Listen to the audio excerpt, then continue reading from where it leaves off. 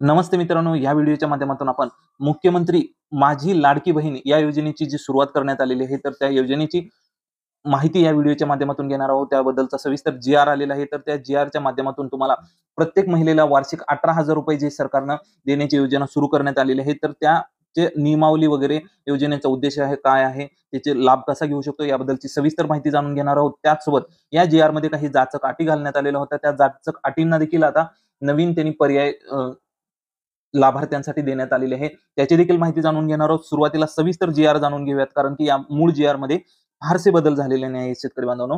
तर योजनेचा उद्देश जो आहे, तर राज्यातील महिला व मुलींना पुरेशी सोयी-सुविधा उपलब्ध करून रोजगार निर्मितीस चालना देणे, त्यानंतर त्यांचे आर्थिक व सामाजिक पुनर्वसन करणे, राज्यातील महिला स्वावलंबी व आत्मनिर्भर करणे, राज्यातील महिलांना व मुलींना सशक्तीकरणास चालना मिळणे, त्यानंतर महिला व त्यांच्यावर अवलंबून असलेल्या मुलांच्या आरोग्य आणि पोषण स्थितीमध्ये सुधारणा करण्यासाठी ही योजना सुरू करण्यात आलेली आहे. आणि डायरेक्ट बेनिफिशरी ट्रान्सफरच्या अंतर्गत या योजनेमध्ये तुम्हाला ₹1500 एवढी रक्कम प्रत्येक महिलांच्या अकाउंटवर जमा केली जाणार आहे. यामध्ये लाभार्थी महिला ज्या आहेत, तर यामध्ये कुठे-कुठे बदल झालेले आहेत ते मी तुम्हाला सांगणार आहे. तर महाराष्ट्र राज्यातील 21 ते 60 वयोगटातील विवाहित, विधवा, घटस्फोटित, परित्यक्ता आणि निराधार महिलांना या योजनेच्या अंतर्गत समाविष्ट करण्यात आलेलं आहे. तर आता हे 21 ते 60 वयोगटाची जी अट आहे, तर ती वाढवून आता 65 करण्यात आलेली आहे. त्यानंतर योजनेची लाभार्थ्याची जी पात्रता आहे, तर लाभार्थी महिला ही महाराष्ट्र राज्याची रहिवासी असणं गरजेचं आहे. समजा जर ती महाराष्ट्र राज्याचे रहिवासी नसेल, तर त्यामध्ये बदल जो आहे तो म्हणजे 5 नंबरचा नियम इथे पाहू शकता, की परराज्यात जन्म झालेल्या महिलांनी महाराष्ट्रातील अधिवास असणाऱ्या पुरुषासोबत जर लग्न केलेलं असेल, तर अशा बाबतीत त्या पतीचे जन्म दाखला, शाळा सोडल्याचं प्रमाणपत्र किंवा तुमचं रहिवासी प्रमाणपत्र या कोणत्याही पैकी एक जर डॉक्युमेंट तुम्ही जमा केलं, तरी देखील तुम्ही यासाठी पात्र राहणार आहेत. त्यानंतर 4था नियम पाहू शकता, की सदर योजनेमध्ये लाभार्थी महिलांची जी वयोगट होता 21 ते 60 तर तो वाढवून आता 21 ते 65 करण्यात आलेला आहे. तर मित्रांनो, वयोगटाची जी अट आहे त्यामध्ये देखील एक गोष्ट महत्त्वाची आहे, की म्हणजे 60 वयाच्या नंतर तुम्हाला जे काही संजय गांधी निराधार योजना आहे किंवा इतरही काही श्रावणबाळ योजना आहे, तर या योजनेच्या अंतर्गत तुम्हाला जे लाभ भेटतात ज्या महिलांना, तर त्या महिला ऑलरेडी त्यांना इतर लाभ केंद्रीय योजनेचा भेटतो, त्यामुळे त्यांना वगळण्यात आलेलं होतं. परंतु त्यामध्ये काही ज्या महिला आहेत, तर त्यांना ₹1500 न भेटता ₹800, ₹1000 अशा पद्धतीची रक्कम असते. तर तिथं तुम्हाला ती फरकाची रक्कम त्या महिला भगिनींना भेटणार आहे. त्यानंतर पुढचा नियम आहे तो म्हणजे की सदर योजनेअंतर्गत लाभ घेण्यासाठी अर्ज करणाऱ्या लाभार्थीचे बँक खाते असणे आवश्यक आहे. त्यानंतर लाभार्थीची कुटुंबाचे उत्पन्न आहे, तर ते उत्पन्न 2.5 लाखापेक्षा जास्त नसले पाहिजे. त्याचसोबत जर तुमच्याकडे उत्पन्नाचा दाखला नसेल, तरी देखील तुमचं पिवळं रेशन कार्ड किंवा केशरी रेशन कार्ड जरी दिलं, ते देखील तुम्हाला उत्पन्नाचा दाखल्याऐवजी तुम्ही ते जमा करू शकता. नियम क्रमांक 6 पाहू शकता. आणि सदर योजनेमध्ये कुटुंबातील एक पात्र अविवाहित महिला सुद्धा या योजनेमध्ये लाभ घेता येऊ शकते. त्याचसोबत या योजनेची जी काही दिनांक आहे, तर 1 जुलै ते 15 जुलैपर्यंत ठेवण्यात आलेली होती. तर ही मर्यादा वाढवून आता 31 ऑगस्टपर्यंत करण्यात आलेली आहे. आणि तसेच 31 ऑगस्टपर्यंत अर्ज झालेल्या लाभार्थी महिलांना 1 जुलैपासूनच तुम्हाला परमहा ₹1500 प्रत्येक महिन्याला तुमच्या अकाउंटवर जमा केले जातील. आणि त्याचसोबत तुम्हाला रहिवासी प्रमाणपत्राच्या ऐवजी तुम्हाला 15 वर्षापूर्वीचे रेशन कार्ड, त्यानंतर मतदान ओळखपत्र किंवा शाळा सोडल्याचे प्रमाणपत्र किंवा जन्म दाखला या 4 पैकी कोणतेही एक प्रमाणपत्र जरी दिलं, तरी देखील तुमचा रहिवासी दाखला म्हणून ते जमा करून घेतलं जाईल. आता जर आपण मूळ जी-आर कडे आलो, तर ज्यांच्या कुटुंबातील सदस्य आयकरदाता आहे, तर ते यामधून अपात्र आहे. 2.5 लाखापेक्षा जास्त उत्पन्न असणारे यापासून अपात्र असेल.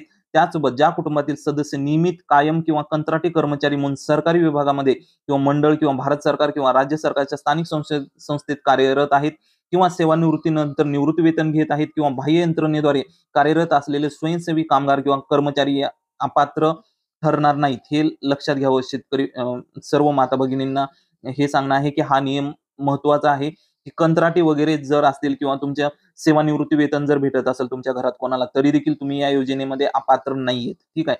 त्याचसोबत सदर योजनेमध्ये लाभार्थी महिलेने शासनाच्या इतर विभागामार्फत जर आर्थिक योजनेद्वारे ₹1500 पेक्षा जास्त लाभ जर भेटत असेल तुम्हाला, जसं मी श्रावणबाळ योजना सांगितली, संजय गांधी निराधार योजना सांगितली किंवा इतरही काही योजना असतात, तर घटस्फोटित महिलांसाठी योजना असतात किंवा विधवा महिलांसाठी योजना असतात, माजी सैनिक विधवा ज्या असतात, तर त्यांच्यासाठी योजना असतात. तर तुम्हाला त्यामध्ये जर भेटत असतील ₹1500 पेक्षा जास्त महिना, जर कमी भेटत असेल तर ती फरकाची रक्कम भेटणार आहे.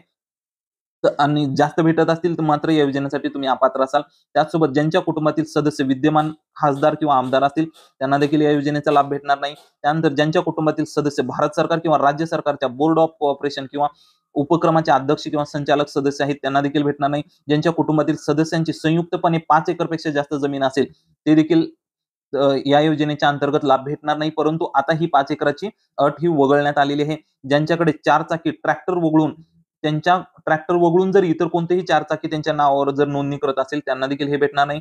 सदर योजनेच्या पात्रता व अपात्रता निकषांमध्ये सुधारणा करण्याची आवश्यकता असल्यास नियोजन आणि त्याच पद्धतीची ही सुधारणा करण्यात आलेली आहे. सदर योजनेच्या अंतर्गत तुम्हाला कागदपत्र किंवा लाभ घेण्यासाठी योजनेच्या लाभासाठी ऑनलाईन अर्ज करावा लागेल. लाभार्थीचे आधार कार्ड, त्यानंतर जन्मदाखल्यासाठी काय काय पुरावे, इतर पुरावे देऊ शकता. त्यानंतर कुटुंबाचा जो वार्षिक उत्पन्न आहे त्याऐवजी तुम्ही रेशन कार्ड देऊ शकता.